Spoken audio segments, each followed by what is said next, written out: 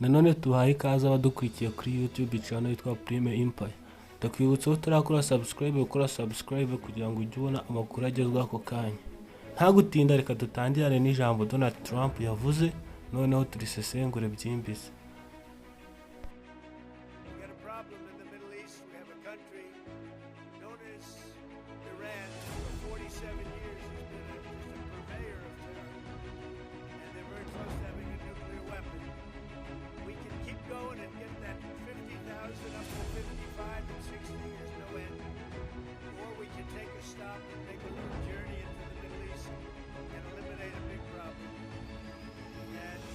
Ni ikiganiro Donald Trump yakoreye ku itangazamakuru ahantu kuri televiziyo live.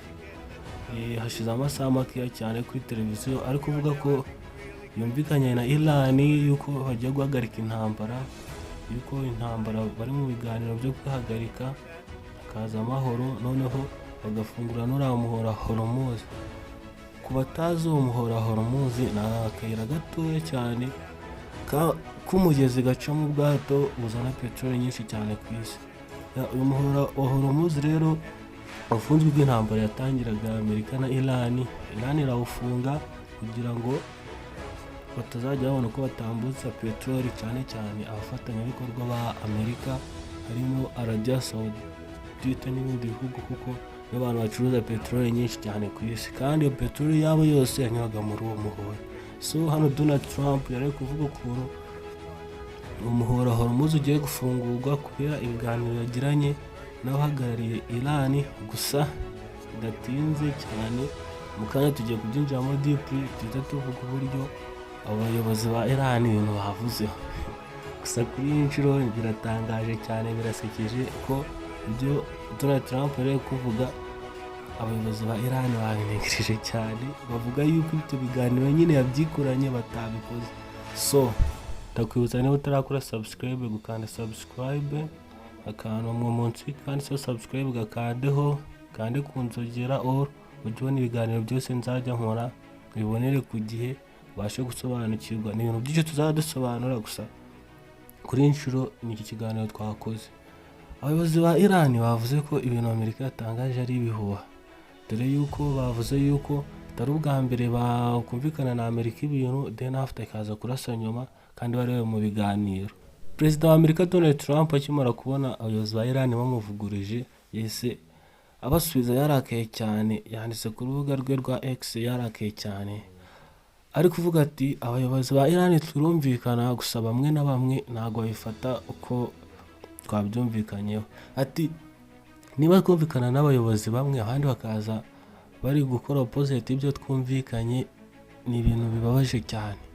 Yese anavuga ati nyuma y'amasaha 48 niba batafunguye umuhora Hormuz bari bwohereza abasirikari muri Iran. Hagati aho gusa andi makuru ari kuvuga yuko Amerika yiteguye kohereza abasirikari bangana n'ibihumbi 4500 ngo bajye kwataka igihugu cya Iran, bajye kurwanira ku butaka. Iyo nkuru yo ndakeka turi bwongere kuyikorera ku kiganiro kiri bukurikire, turi bisesengure cyane cyane, dore yuko Amerika hari ubwato bwayo bwangiritse, ubwato bunini cyane bukaze, ubwato bwa mbere burebure bwa aircraft carrier, bwato bunini cyane buri ibibuga by'indege bwa mbere ku isi bwa Amerika, ntago buri gukora, habayemo accident, nabwo turi buze kwivugaho ku kiganiro kiri bukurikire. Amagambo Donald Trump yese atangaza ako kanya niyo magambo akomeye cyane, kuko Donald Trump yavuze ko nyuma y'ibyo byose ari burase ku kigo gishinzwe gukusanya amashanyarazi yose muri Iran, ahantu bakura amashanyarazi babyita power plant. Aho hantu igihugu cyose cya Iran baramutse baharashe baba bahakupiye amashanyarazi. Akimara kubyandika, abayobozi ba Iran bahise bamusubizanaho barakaye cyane, avuga bati nuramuka uturasiye dukupiye amashanyarazi hano, tuhita turasa muri Israel nabo tubakupira amashanyarazi, tuhita turasa no mu bihugu byo mu bigobe tukupira amashanyarazi, turase kuri zo power point zabo, none tuhita tunarasa aho kuri ya mashini ayungurura amazi. Ndakeka mwadumbiso cyane yuko bya bihugu byo mu bigobe amazi menshi 80% bakoresha ni amazi y'inyanja, banza kuyayungurura, hari imashini zabugenewe ziyayungurura, zamara kuyayungurura zikayatranslatinga muri ibyo bihugu. Rero abayobozi ba Iran bavuze ngo Amerika niramuka ikoze iryo kosa ryo kurasa aho ngaho, bari buhite baturitsa ayo ma PowerPoint even n'aho hantu ku mamashini ayungurura amazi.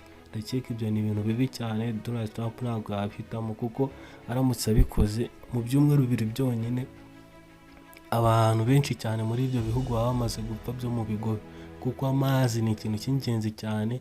Biragoye kuba umuntu yamara ibyumweru 2 adakaraba, atarya, atanywa, ko ibiryo byinshi akenshi bishingiye kuba bitekwa n'amazi. Imyota no yakwica abantu, yaba aramutse abikoze yaba igihugu agishize hasi cyane era byo mu bigobe, abantu bahita bamererwa nabi cyane. Aba bayobozi ba Iran urebye uburyo basigaye basubizanya na Trump, ni ibintu bitangaje cyane ko mu gutangira Donald Trump yasubizaga bakanga, abahabya bagasubiza bitonze cyane. Gusa kuri inshuro nabwo uburyo Donald Trump akoresha basubiza ababwira nabo nibwo bari gukoresha bari kumusubiza. Ni ibintu bitangaje cyane kuko n'amagambo n'intambara itangiye kuba amagambo. Gusa ni byiza ku ruhande rumwe kuko ibintu byo kurasana biri kugabanuka, ariko nanone mbibutsa igiciro cy'esanse cyamaze guhenda cyane kubera uwo muhorahoro muze ufunze unyuraga mu bwato bwinshi cyane. Ushobora kuba ahantu yicaye wenda igiciro bitarazamuka bya peteroli cya esanse ngo bikugereho, amagazi ahende n'ibindi bikoresho byose bikomoka kuri peteroli, gusa niho biri kugana, kuko mu gihe uwo muhorahoro muze udafunguye ibiciro biragoye, kuko peteroli ntabwo yakomeza kugera ahantu hose ku isi, kuko ahantu yavaga yanyuraga muri uwo muyoboro, muri uwo mugezi, none uwo mugezi usa n'ufunze. Iran uwo muyoboro niho hantu ucungiye cyane, kuko niho hantu hari gutuma ibihugu bicisha make, ntibisubize, ntibiyatake, kuko biramutse biyatatse noneho kubona esanse byazagorana, byazaba danje, byazaba ibisazi.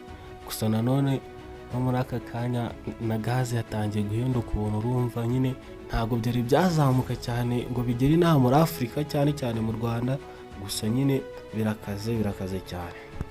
Tugarutse kuri aya magambo ubuyobozi bwa Iran bwatangaje, ni ibintu bibi cyane, kuko kurasa ahantu abantu bakura amazi ni nko kubica byonyine, bisumba no kwica umuntu, kuko aho kugira ngo umuntu yicwe n'icyaka byagorana byasumbuka tumwicira aho ngaho. So ni ibintu bibabaje cyane ko Iran yakora, kandi byanahungabanya ubuzima bw'abantu benshi. Tubibutsa ko Iran ikomeje kurasa cyane, ituritse ibirindiro bya Amerika, ahantu Amerika ifite ibikorwa remezo, ikomeje kubikora cyane muri ya bihugu biyegereye. Noneho Iran isigaye nakoresha misile nshya zitari zizwi.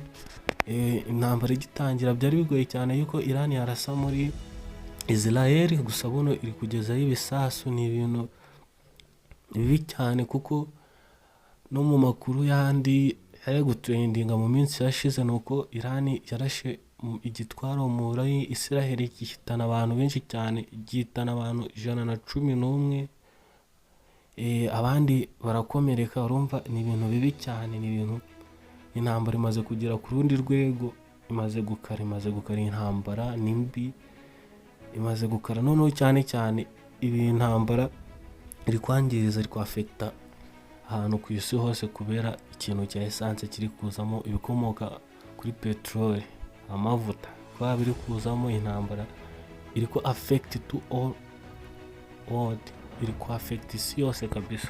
Iyi YouTube channel rero ni nshya nkuko muri kubibona, ndakurarikira gukora subscribe, ukore share kugira ngo uyohereze n'abandi bantu bayibone, ubundi tujye dukora ibiganiro byinshi, tumenye amakuru agiye atandukanye, tujya dukora n'ibiganiro byinshi cyane, atari ku ntambara gusa, ku bindi bintu, uburezi, amakuru yose y'ingenzi, ku mateka, ibintu byose by'ingenzi ndahari kugira ngo mbibahereze kandi mbibahere ku gihe. So ni channel yitwa Prime Empire, kora subscribe niba utarayikora, uyikundisha abantu, ujye utanga na comment ku biganiro, utubwire ikintu ushaka ko dukoraho tugikore. So mwakoze cyane kubana nanjye, mu kanya gato turaje dukora ibindi biganiro byinshi, turaje tuvuge kuri bimwe by'ubwo bwato bwangiritse, igiciro cyabwo, agaciro noneho bwari bufite cyane ku rugamba, n'igihombo Amerika igiye guhura nabo, kuko ubu bwato biravuga ko bugiye guhagarara amezi 9 butajya mu ntambara. Urumva ni ibintu bigoye cyane, ni igihombo kinini, bizasanwa n'amafaranga menshi. Ibyo tugiye kwikora mu kindi kiganiro. Mwakoze cyane kubana nanjye, ndabashimiye.